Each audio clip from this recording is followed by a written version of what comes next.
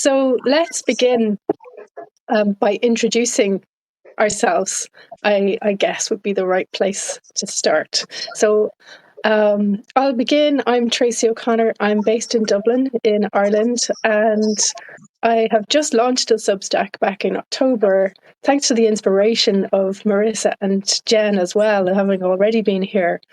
I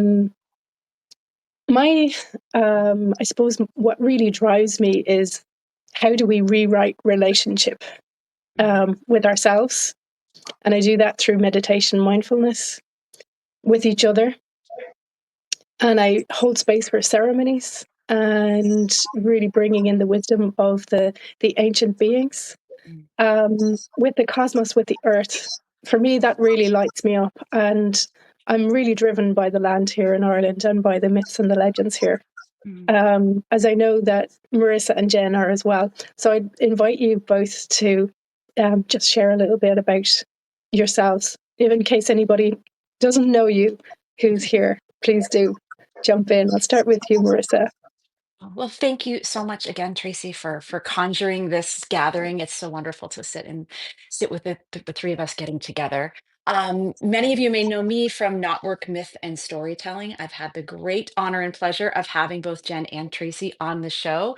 And that has been really my passion project that's allowed me to connect to my own deepest work that I've been doing for decades and to really bring it out into the world and hopefully make a contribution with it. My Substack is Myth is Medicine, which is really in many ways the place where I, as a writer, get to show up and further amplify the stories and conversations that take place on the podcast. I'm here in the Hudson Valley of New York on the lands of the Lenape people, and that is always something I'm deeply aware of, even as I source so much of my inspiration and my spirit language, and of course, the mythologies and stories from 3,000 miles away. I'm also always conscious of what it means to be anchoring it into this earth, into this land, which in many ways doesn't have the stories anymore because the original people were forced from this place.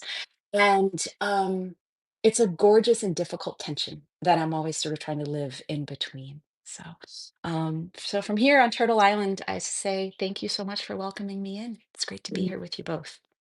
Thanks, Marisa. Yeah, welcome.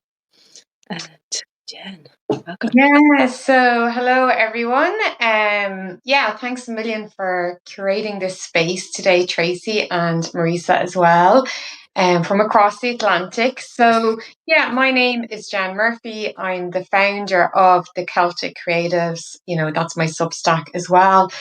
And for me, like what my passion really is around exploring this idea of our dawn, and this old Irish term for, the soul's gift, the soul's calling, what I would see as a creative destiny, because our ancestors structured early Irish society around the dawn. The leaders of early Irish society were the eight Dana, the people of creative destiny of the arts. And so, what does it mean to live into our dawn at these times, particularly this time of polycrisis? And, how might we live into more of that soul connection to our ancestors, to the land, to our own creative process, our own creative spark, without having to leave modernity either, right? Because we are where we are, so how can we infuse where we are with the dawn? And the idea is as well that the dawn is a gift given to us by, the goddesses and gods. And when we live into it, we give back to them.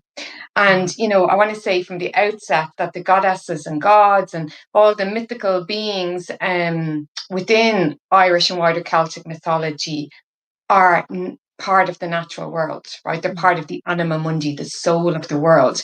So by living into, our dawn, we are living into nature, our own nature in connection to the natural world around us. So, there's my introduction today. That's I'm already feeling it, Jen and Marisa. What a beautiful cauldron that we have. Thank you. Do you know, none of us prepared any of this today. And I think this was a lovely calling to step into the feminine aspect of who we're called to embody now in these days, of the non-linear, non-preparation, non having questions prepared or answers prepared, and just to dive into this sense of trust that, as you said, Jen, in an email, which was part of our preparation, that, it's alive in us anyway.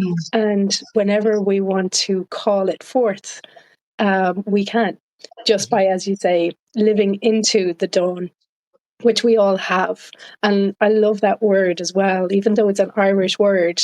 We're really stepping into a new dawn as a new beginning as well in these crazy times.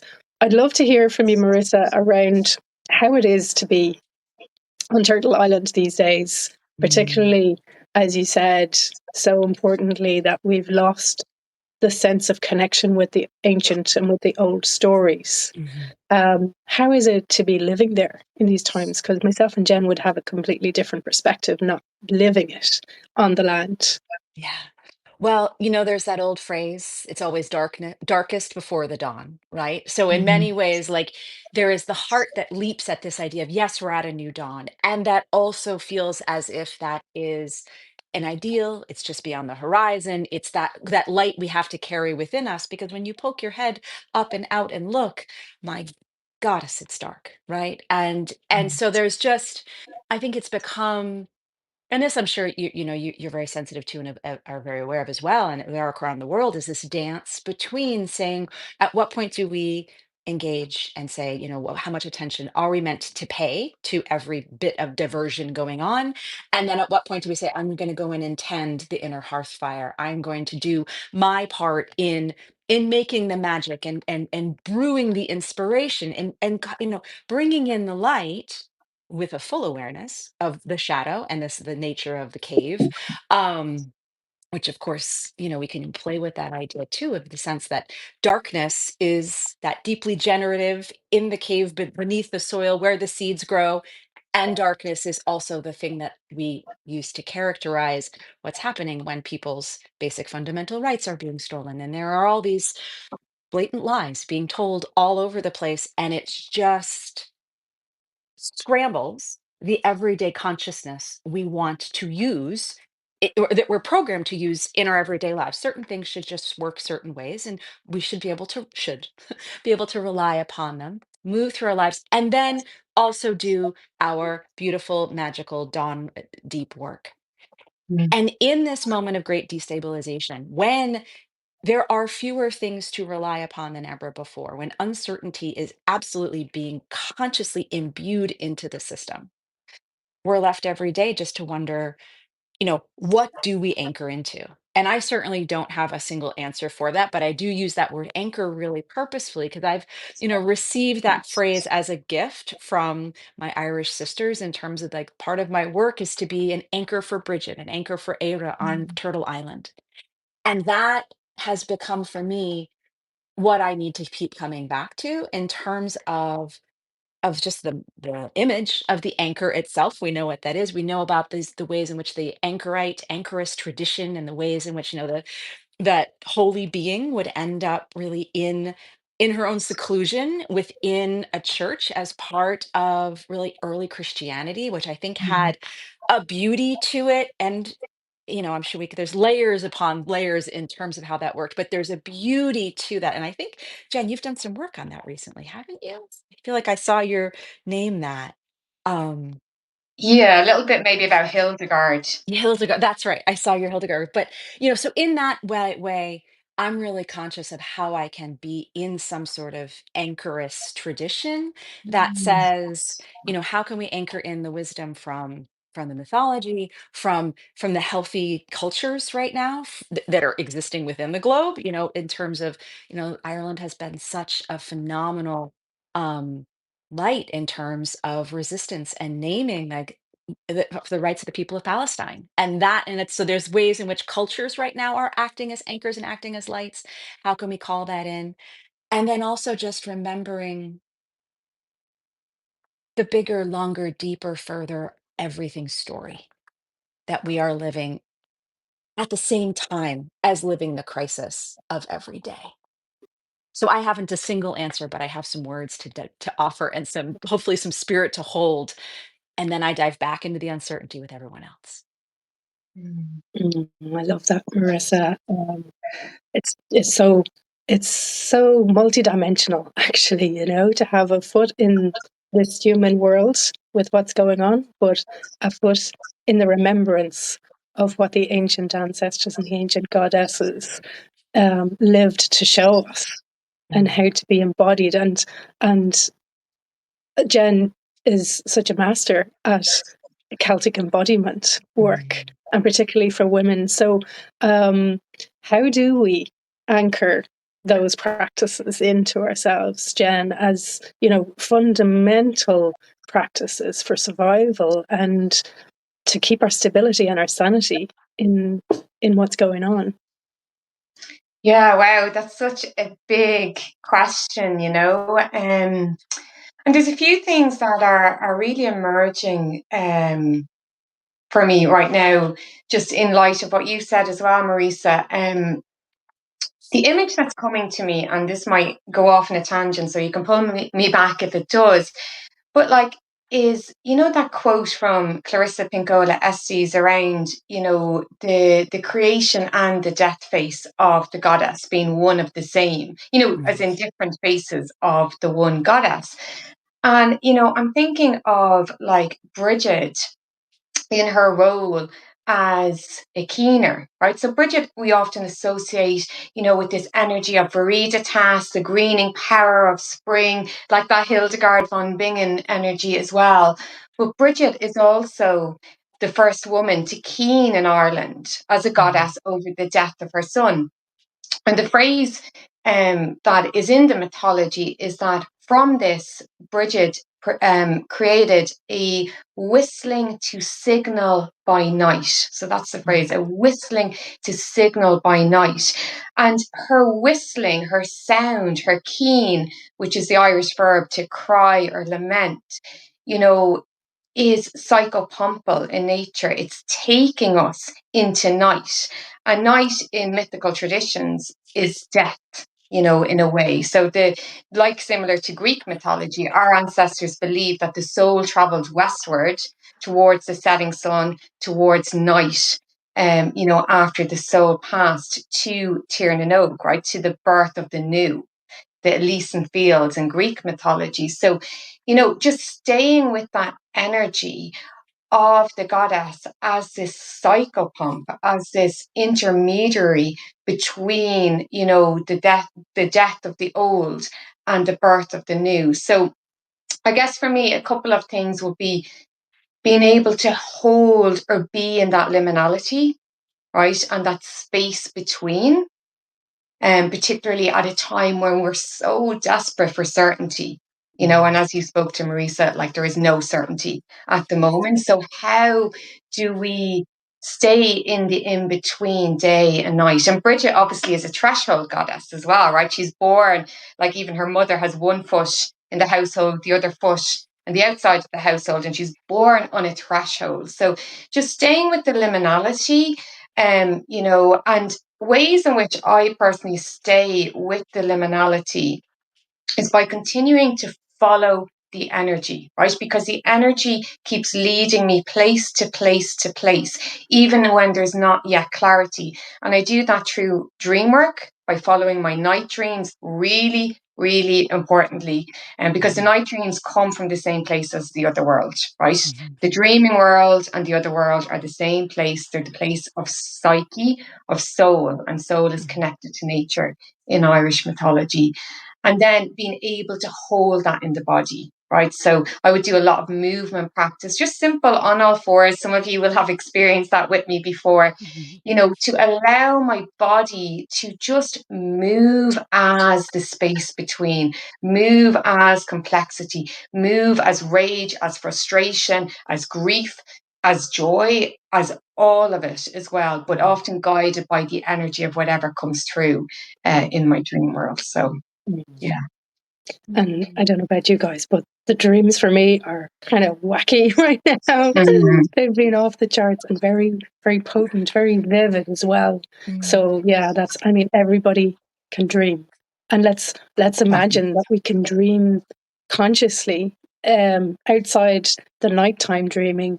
Let's imagine that we can dream a better world into reality too. At the same time, I think holding a vision of really what we want to live and holding that strong. And I'm noticing that there's an increase in wisdom in women's circles popping up everywhere, even in the most unexpected places, on every level. So for everybody who's holding a circle, or everybody who's just dreaming, to come together and to dream the same dream, I think is very powerful as well. It helps us to come into that space of liminality. I hold meditation circles as well.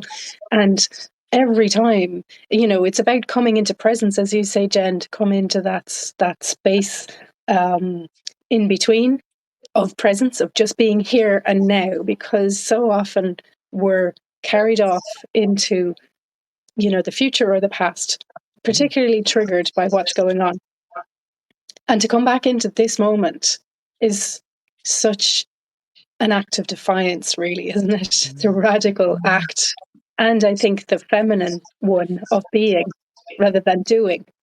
So the more we can practice that presence, the more we can be in an empowered place as women, as everybody, as men as well. But it's tapping into that feminine energy in that all of us have, of just being strong in our power, in our knowing, and then to hold that vision of a better world, as Charles Eisenstein says, we know is possible. Yeah, thanks for that. I'm feeling my body needs movement big time as well, because I feel like I can kind of hold the density of what's going on, and it really weighs me down sometimes. I swim in the sea every morning, as you both know, and that definitely helps. Yeah. Something you're naming, Tracy, that just feels important and it just really resonating for me is that nothing that either you or Jen just spoke about is a luxury. And I think sometimes they are seen as when you have time, or aren't you lucky that you have space for that sort of thing? Isn't that nice that you could sit around with a bunch of women and have a chat? Or, spend this time really, being rather than doing must be nice. And I think, well, that's the culture that offers that to us. I think it's our own internalized patriarch, our own internalized misogyny, whether we're male or female or anywhere on the spectrum. I just want to underline the sense of what you're naming is the nature of life itself. And I think that it's at our peril that we see anything along the spectrum of what you named as being, oh, well, if I have time, I will. Because I know, at least personally, I suffer every day. I don't leave room for that sort of depth or work or just the slowing down and the pausing. So thank you, Tracy, for giving us that gift of just the reminder that it's the most essential thing at so many levels. Yeah. I think you named it really well. In that, how we've been conditioned societally to continue to strive, to achieve, to, reach 100%, even from school age. It's not possible. And it's funny because I was reminded today, I got a beautiful gift in the post this morning from a dear sister in the States, Martha, who sent me a card and a bunch of stickers. Look at this. I don't know if you can read it. Oops. New Year, the Lunar New Year, year of the snake. And it is the year of the snake. And these snakes are really powerful. They're stickers, and I feel like sending them to everybody for St. Patrick's Day. you Well, know, Tracy, they are postage stamps. they are postage stamps. Well, they won't work in Ireland. Well, they won't. But I just think one thing in the space of America doing so many terrible things, the U.S. Postal Service still makes beautiful art. So if you ever come here, you Yeah. could send a note to all of your Irish sisters because those are letter postage stamps. Wow. Amazing. They look like postage stamps, but it's, I want to come back to Jen because living in Skerries is said to be where St. Patrick, one of the places St. Patrick re-landed in Ireland, St. Patrick's Island. And we're coming up to St. Patrick's Day as well. I was born the day before St. Patrick's Day, so he's been very alive in my consciousness ever since I was born. And there's something in that whole narrative around, banishing the snakes from Ireland, which, let's be honest, there were never really any snakes in Ireland. There weren't any snakes in Ireland. So, Jen, I'd love your interpretation of how do we reclaim the inner snake, the feminine. As you said, Marisa, it's not linear. The snake is a representation for me of the ebb and the flow and the never straight lines.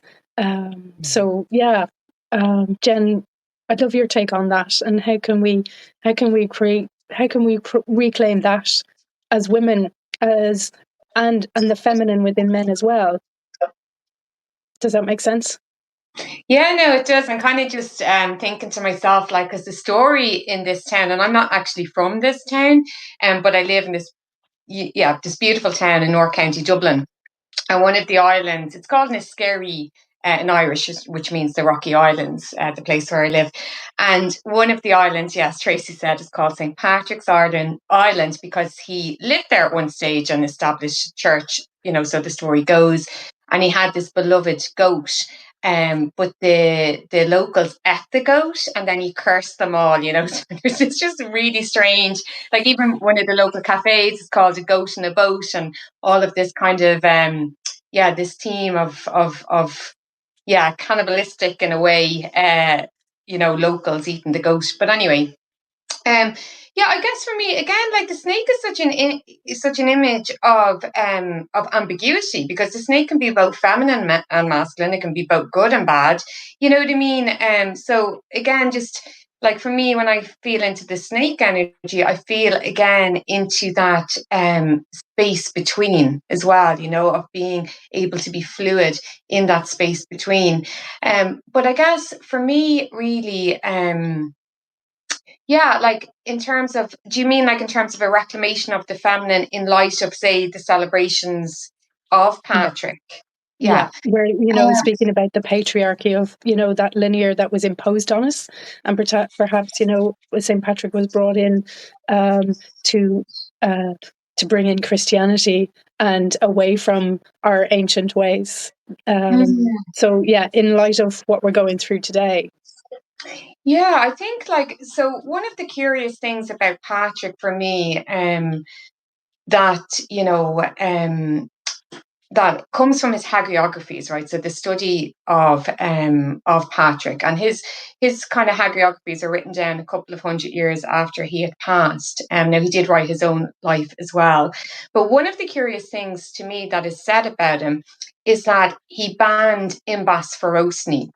So imbas ferocni, imbas is like wisdom or knowledge that illuminates. It's almost like the light of nature, that spark, like the fiery arrow that we see in Bridget as well. And so he is said to have banned the practice of imbas ferocni, because imbas was divine inspiration, but it was also a ritual practice. Right, so it was practiced by the Fili, the ancient poet-seers, and the Druids and so forth. And it was seen as so threatening to the early Christian church that Patrick banned it, as being a heathen practice and so forth.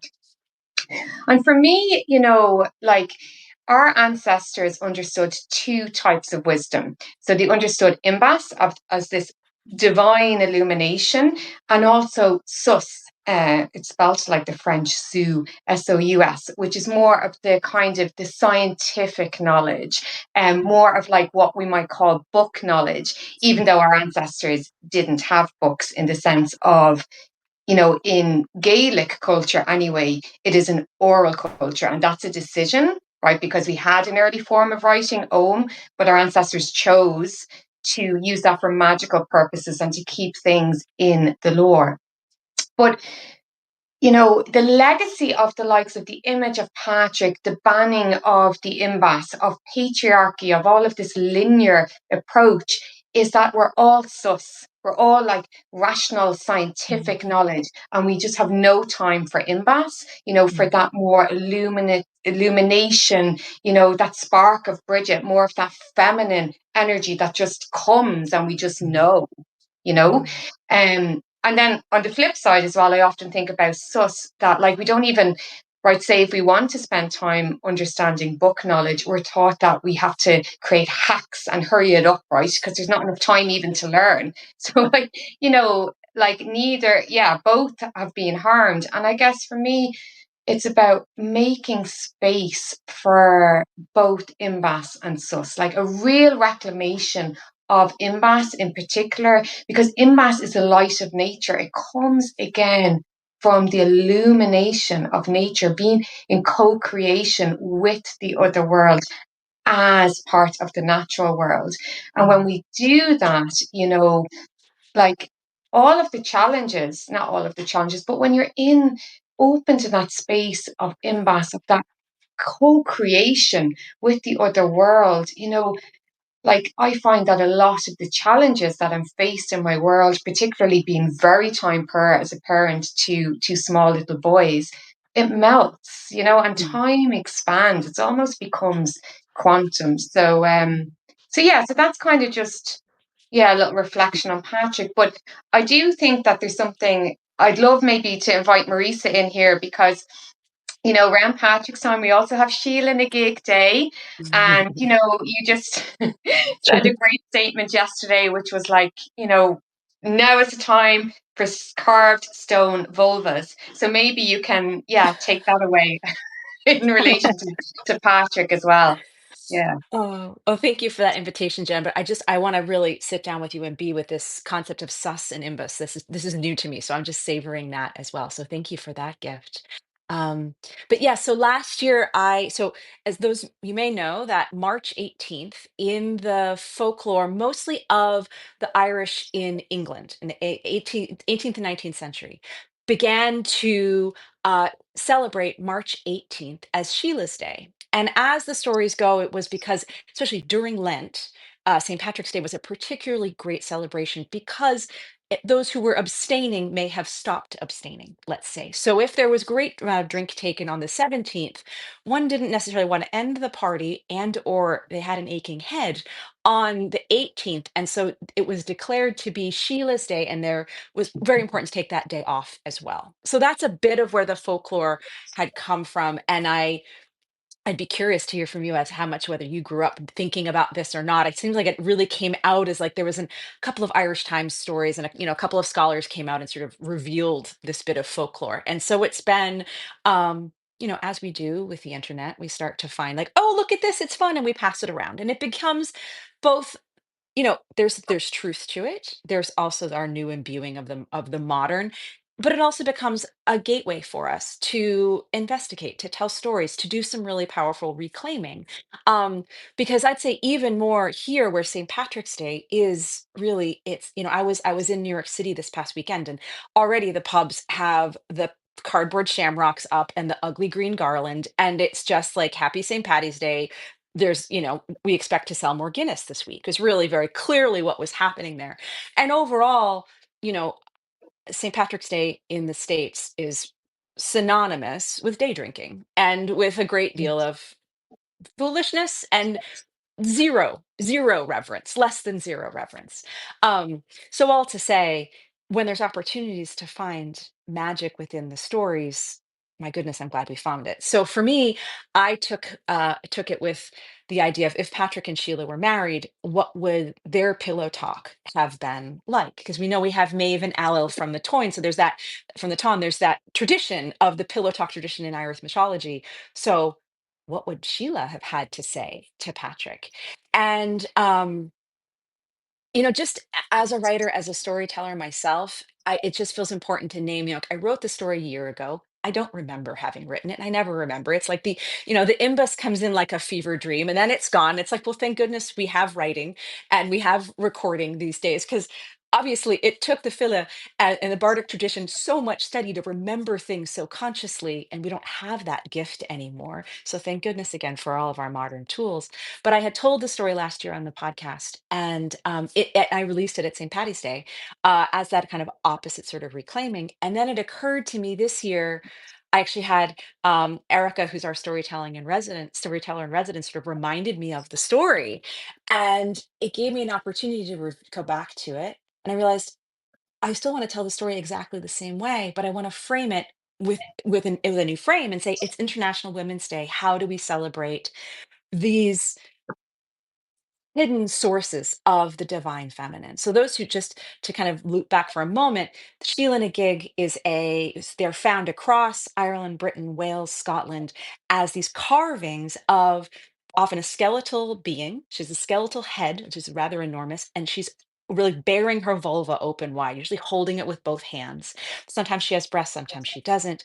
And she's such a mysterious being, right? And whether she is warding off evil spirits, whether she is part of a fertility cult, whether she is some sort of warning to the Christians themselves not to go back to those dark old pagan ways, whether she's teaching us about death and rebirth being twinned, partnered together. Um, it was an opportunity for me to take that story back and say, hey, and here we are gathering ourselves right now in celebration of International Women's Day.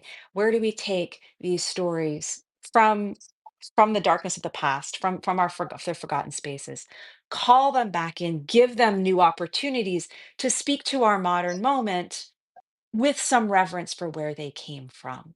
So I don't know, every time I have a chance to re-engage with Sheila, I find something new, especially because she doesn't necessarily have story attached. We have an opportunity to dream into who she might be and continue the conversation from there.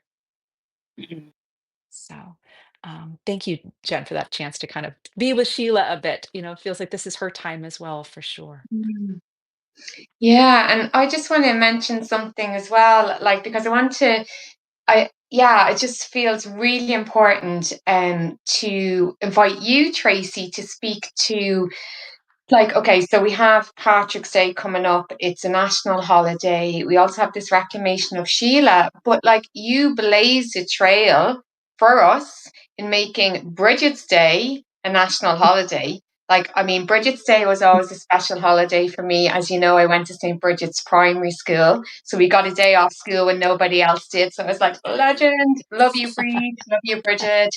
That was my first image of the goddess, a day off school. But you made it a national holiday. So maybe could you share a little bit about your experience, your inspiration, and yeah, just that whole process as well. Well, I won't take full credit. Let's be honest. I just started a petition, and it was everybody else who caught on, um, and really brought it. I felt like it was time. And it's funny because when we started the petition in 2019, of course, the whole world shut down, and by the time we came out the other side, we were really ready for a holiday, but we needed an extra holiday. So it was all perfectly timed. But, I find that my relationship with Bridget has strengthened over the years. I didn't really know much about her, to be honest, because we didn't celebrate her in my school. As far as I remember, I didn't go to St. Bridget's School. But through the likes of Karen Ward, who's a real trailblazer as well for Bridget, who has established with Dolores Whelan the Bridget's Way Pilgrim Path, who's looking for signage at the moment, and just connecting in with the depth of um, the threshold, as you say, Jen, of what she holds, going from um, the Tuatha De Danann being a goddess into and transcending into Christianity, for me and it's very much embodied in me, being the bridge to connect the dots between the passage of the heart, to connect with the old and the new, winter and spring, to connect the dots, that there's an inclusion for everybody, that everybody's welcome under Bridget's cloak. And as you know, Jen, Marisa, I've live in Balbriggan, which in Irish is named Baile Brigine, and nobody had made the association with Bridget and Brigine. And for me, that means Little Bridget, town of Little Bridget. Nobody had made that association before, but she whispered very loudly in my heart to anchor her energy into this town, which has 24,000 people, and as I discovered, over 46 nationalities, to bridge the divide between all cultures and all the community, to bring them together as one. So we did a procession of light last year through the town, and it's still rippling out. There's still people talking about how uplifted they felt. And it wasn't like, I'm an initiator and a facilitator, but really it's allowing the call of Bridget and her energy and her essence to speak through us and to ripple out through our hearts in everything we do. That just, it continues to ripple in many ways. And I really feel that now is the time, where we all talk about the rising feminine energies, and, St. Patrick has done an amazing job of illuminating the awareness of Ireland around the world, with all of the Irish immigrants who left these shores and brought St. Patrick's Day with them everywhere they went. It seems like everybody has a connection to Ireland in some way. And now that that's been established, I feel it's like now it's time for the other goddesses, the other legends of this land to really shine forth, to be able to lift the spirits of all of those who are experiencing the chaos that we're experiencing right now, and to live by the meaning from the myths and the legends, and to really embody that for today. As I said earlier, to keep us sane, to keep us connected. I feel we've lost connection with, as you said, Marisa, the stories, the ancient stories of the land, but also we've lost, as Monk O'Magan says, we've lost the connection in 32 Words for Field and other books that he's written. We've lost the connection with the original place names in Ireland that have been disconnected because they were named typographically, geographically, to let us know where we were in relation to the landscape. And by disconnecting from that, we're kind of disconnecting from a sense of who we are in relation to place and in relation to each other. So it's just there's so many opportunities for us now to be able to share this out to the world. So thanks for asking. Yeah.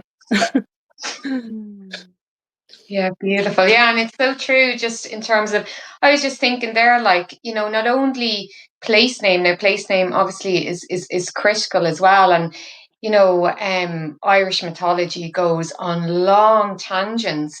In the sense of, maybe long efforts would be a better word, to really identify what happened in a particular place. It's very similar to, like, this book called Wisdom Sits in Places that has always stayed with me when I was an undergrad in anthropology. It's about the Western Apache. And how, just the wisdom of the ancestors is alive in the place. So when you cut somebody away from place, you are cutting them away from ancestors, away from soul. Again, this idea of the anima mundi, that the world is ensouled and that we are connected to that great soul, the feminine soul of the world, through our own souls.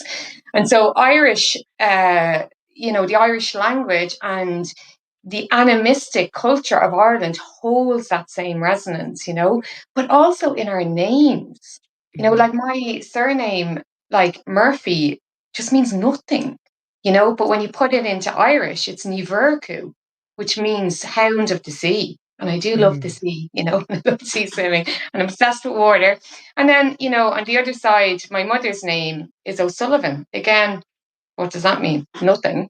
But in Irish, Osu Lavan, one-eyed, hawk-eyed, one eye in the other world. So, like, the destruction of our Chonga, like of our native tongue, has had repercussions that I think we are only starting to grapple with now. And that's a really important part of the healing and post-colonial journey here. But, if we look at this on a global scale, and the loss of native tongue and the prioritization of the language of the colonizer, it really is a colonization of the mind and of the heart, because as we know, the Irish language is so poetic.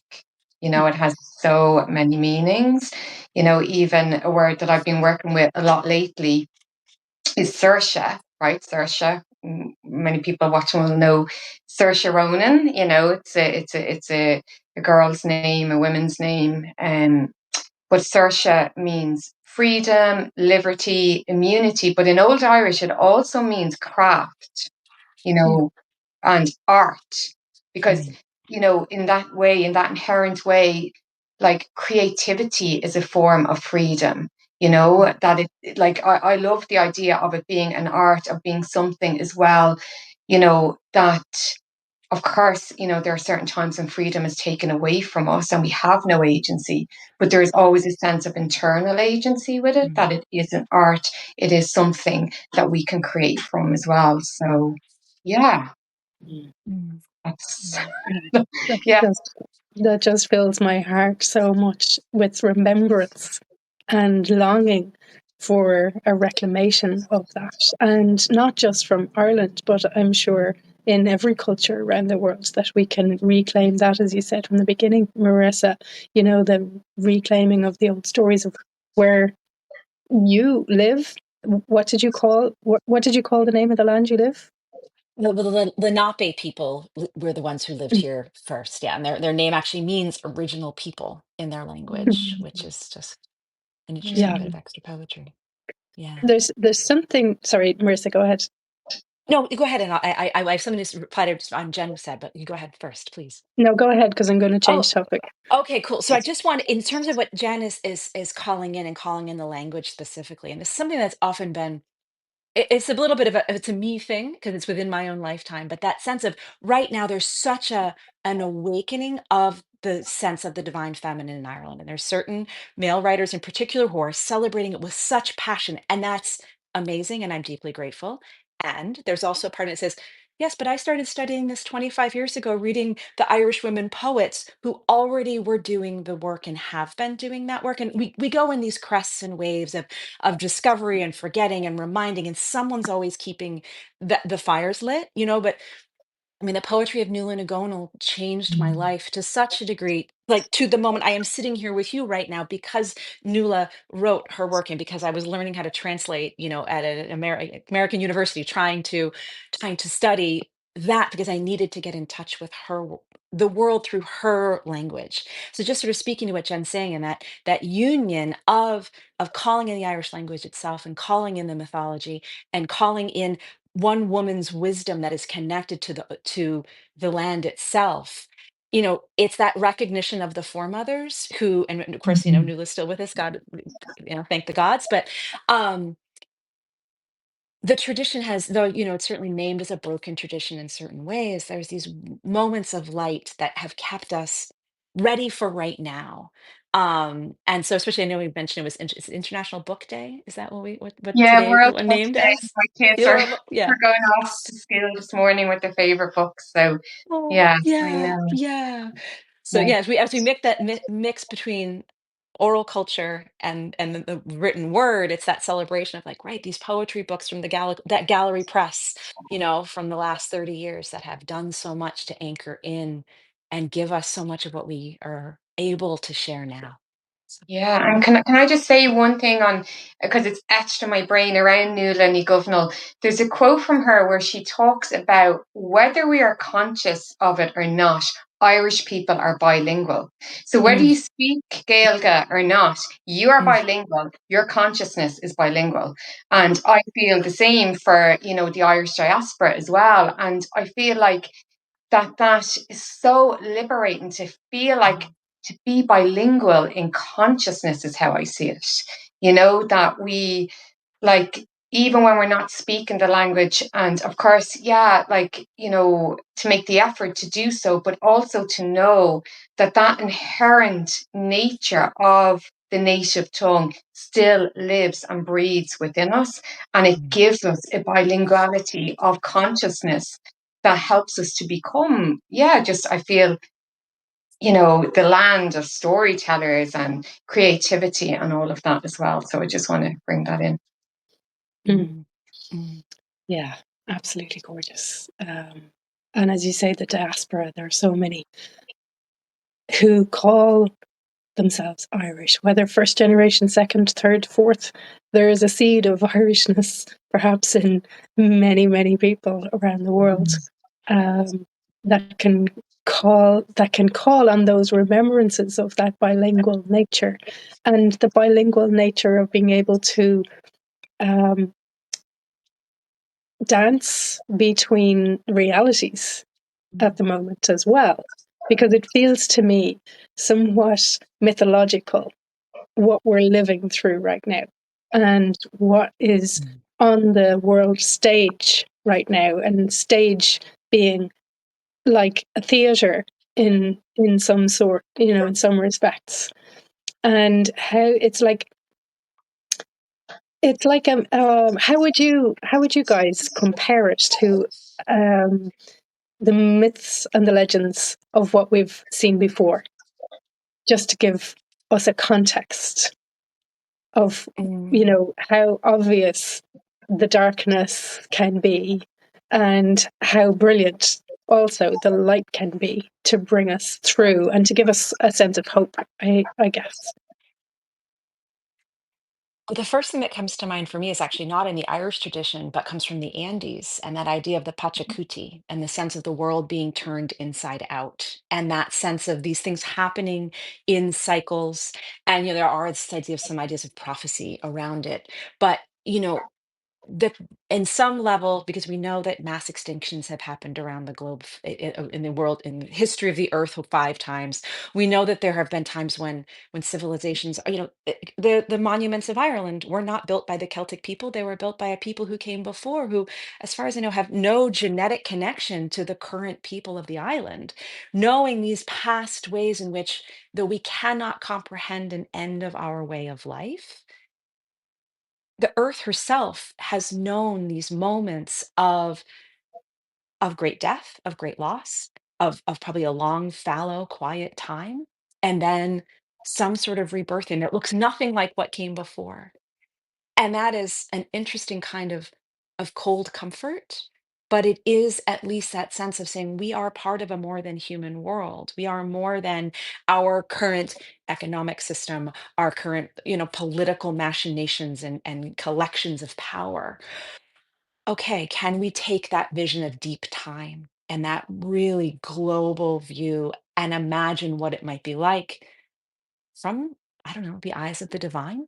Can we have that level of, without hubris, but to sort of say, if we are devoted to these spirits of place, to these beings we call goddesses, they've got a vastly different perspective on the human experience and what we have a right to and what we have a need for, because this is one long journey: life, death, rebirth. We just don't know what's on the other side of that next portal, with our own gorgeous, fallible human minds. Mm, yeah. Yeah, I love that, in terms of like the invitation to bring in the more than human world as well, in the sense of, in a very simple way, to look at how the natural world works, and bring in like the Gaelic seasons, the cycles of nature. So from Samhain, from that deep, death, that decay, that dark night of the soul, into Imbolc, the Viriditas, the greening power, the first sprouts, into Bealtaine, the full bloom, and then into the harvest season of Lunasa. And what's really interesting about the Celtic seasons is that they align as well to, psycho-spiritual and to matter-based alchemy.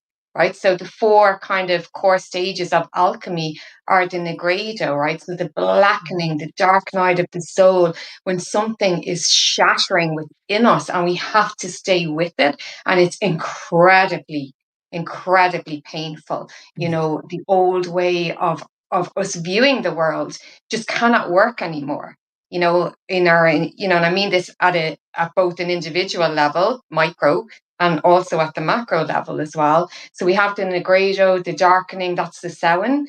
And then from all of the depth that's put into the soil comes the albedo, the whitening, the imbulk, the development of a new consciousness.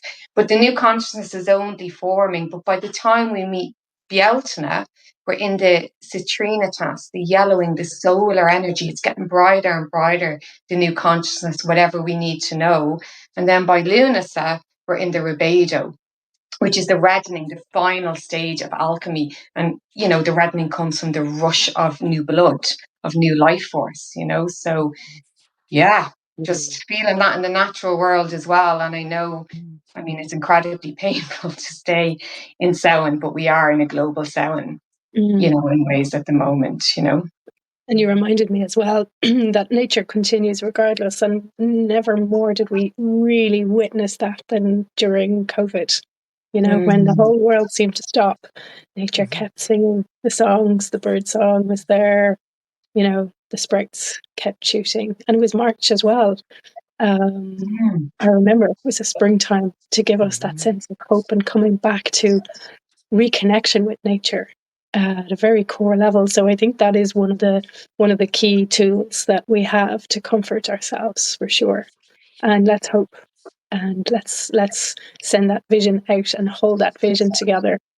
I'm conscious that my phone battery is running low, so before it actually cuts us off, let's take time to close together. And perhaps, are there any closing words, or perhaps because it's International Book Day, or World Book Day, do you have any books that you'd like to share with anybody before we leave? Any closing words of wisdom? I first wanted to say thank you so much, for making this happen, Tracy, for having the vision at so many levels and at the basic, beautiful technical level of making this happen. And I have a book at my elbow that I feel like it just came out 2 days ago. And Sophie Strand is a brilliant sister here in the Hudson Valley. And her book, The Body is a Doorway, A Journey Beyond Healing, Hope, and the Human. And she speaks to she speaks from the voice of the planet and the mycelial consciousness of the earth itself, and from her deeply embodied personal story. And it just feels like she's been a voice in my ears for the last couple of years. She's been on the podcast. She's a friend, and her writing is so powerful. And it feels like a voice to bring into our conversation today from this side of the ocean. She is a sister of the Hudson Valley. So Oh, thanks so much for bringing that in. I know Sophie as well. She is incredible. And to have gone on that journey and to be able to write about it is just shiny. She's such a shining light. So, yeah, thanks for that. Yeah, Jen, how about you? Yeah, she's definitely a shining one. And yes, just to say thank you as well, Tracy, for the technical, like going live to me is like, you know, just I'm just going to show up and it's just going to happen because technical things like this are not my gift. But actually, what I'm Me thinking of neither. now, Me neither. well, you've done it very well. But in can you see this? I can't. Oh yeah, sorry. This is Celtic Wonder Tales. Oh my God, sorry. I This is know how it's I backwards. can't actually work technology, right? By Ellie Young. This is written in about 1909, I think, and it's illustrated by Maud Gonne, so the Irish revolutionary. Ellie Young, like what a legend, what an incredible, phenomenal human being. She was a shining one, you know, and I was sharing this in a retreat I hosted on Substack the other night, you know, just an excerpt from this. And I think I shared it with you as well recently, Tracy, in the libraries. But I just want to share, maybe it just popped into me there around like just in the first kind of chapter of this book, and I won't labor this, but it's called, well, the first story is called The Earth Shapers. And basically, you know, the world is in so much pain. And this was written at the start of the 20th century.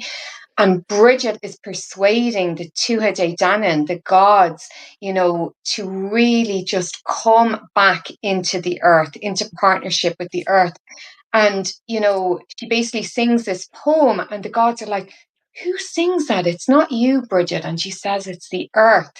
And, you know, she says like that the earth is singing, and they're like, oh, just ignore that cesspit of hell, you know, just forget about it. And she's like, no, I won't forget about it. And she says that the earth wails all night because it has dreamed of beauty, you know. And for me, I just feel like, you know, like just in the context that we're in, just to continue, even though the earth is wailing at the moment, to dream of beauty and to dream of beauty with the earth. And Bridget says at the end, so I'll end with these words. She says, then come with me, said Bridget, and I am going to put my mantle round the earth because it has dreamed of beauty. So, yeah. That's very soothing. And so let's end on that note. I just want to share a book that came to mind, A Legacy of Wisdom by Judith Nyland. And again, Judith is on Turtle Island as well, but has a deep connection to the land here. And it's a beautiful book of searching for spiritual grounding in through the Celtic myths and legends as well. It's beautiful. So, Legacy of Wisdom. And it reminded me of, as you were speaking, Jen, the myth of Fintan mac Bocra, when the chieftains were at a loss, they kind of lost their purpose, and he brought them all together to remind them of their direction and, you know, what the north holds, what the east holds, the south and the west, particularly in Ireland, and to remind us of our purpose and connection to where we are in this time. But I really want to also just really thank you both for being here, for joining me in this live. My first live was only a couple of weeks ago on Instagram, so we're all in the same boat. We've just got to jump in and dive in and trust that we're being held. But I really want to honor both of your wisdom and all of that that's alive within you, within me, and that beautiful image of Bridget's mantle enclosing us and enfolding us, because the earth's dream is beauty. So let's hold that in our hearts. It's such a beautiful image to hold and to end on. And thank you so much to everybody who's joined us. I really appreciate you all being here. I know we all do. And for those of you who may have missed the live, the recording will be up later on and we can share it with so many others as well.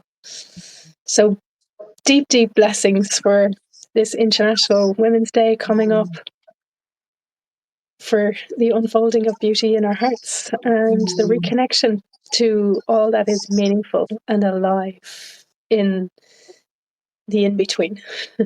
Thank you both so much. Thank you, Tracy. Thank you, Tracy. Blessings. Thank you, everyone. Thanks, everybody. Slán. Slán. Bye.